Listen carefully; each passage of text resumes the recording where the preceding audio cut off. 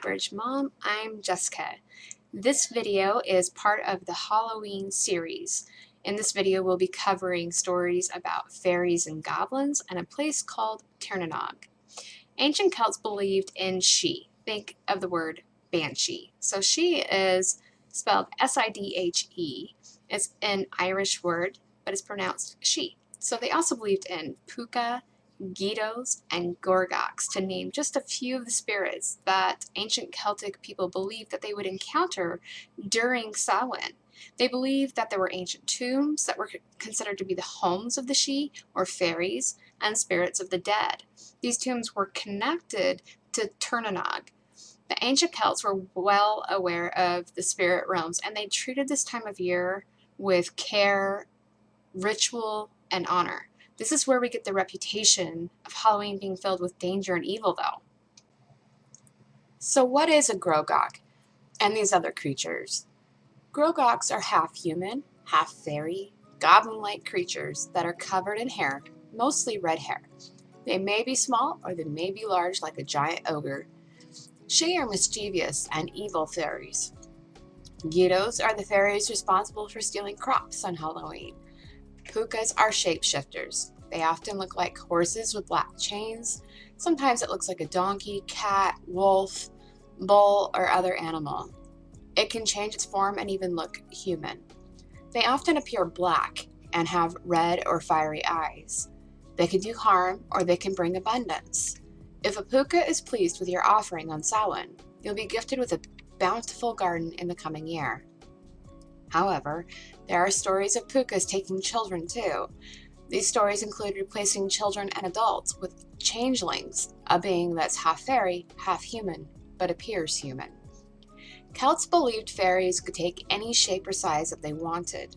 The Fae folk include the fairies we associate with modern culture fairy tales, like pixies, but goblins, gnomes, banshee, elves, ogres, leprechauns, and trolls too. They offered food and other items to the spirit world, so that the spirits and fairies would protect them and their livestock through the coming winter, instead of do harm or play tricks on them. This was known as a dumb supper. They also dressed in disguises to ward off evil entities. This is covered more in the trick-or-treating section of this Halloween guide. The Celts also believed that you could hang a wreath of heather and apples over your door to protect your home. It needed to be hung before sundown on Halloween to be effective. It was also said to attach iron bells to the wreath. This is where having an iron horseshoe over a door has become known as good luck for a home too. Some villages would ring iron bells throughout the day and night to ward off evil fairies. The Celts even had a way to retrieve anyone that had been kidnapped by a fairy. A wise woman could give you an ointment to rub on your eyelids that could help you to see the spirit world. Once you see the fairies approaching, you could sprinkle dirt and milk over the road. It would make the fairies powerless. It also forced them to give you back the child or adult that they had stolen, or lift any curse they may have placed on you. With all that can be said about tricks and harm fairies can do, it can also be said that they can do good. Fairies are powerful and magical. They can help you and bless you too, and one of the best ways to have them on your side is to leave them some of the harvest and treats on Samhain. During Samhain, it was believed that any mortal could fall into Tirnanog too.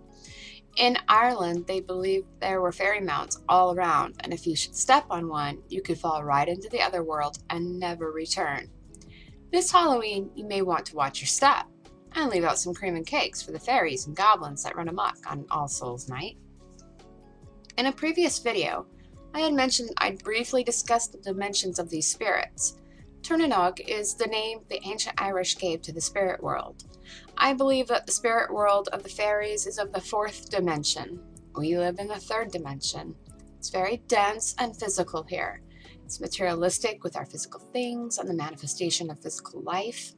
The fourth dimension is one that is here, I believe, on Earth too, but it's a spiritual dimension. It's broken into two realms. There's a higher and lower astral of the fourth dimension.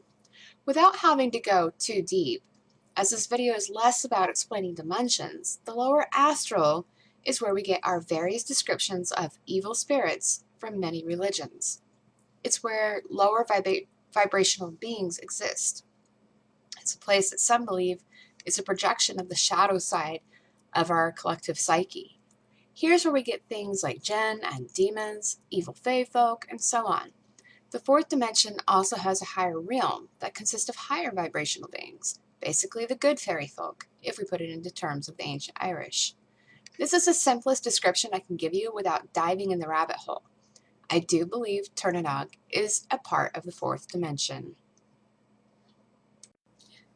Tirnanog is a realm of the other world, the spirits and the fairies. It's a place filled with lore and legends, heroes, mystics, and quests. It's a place where there's no age, no illness, no death, and filled with magic. It's a Celtic legend, and the name means eternal youth.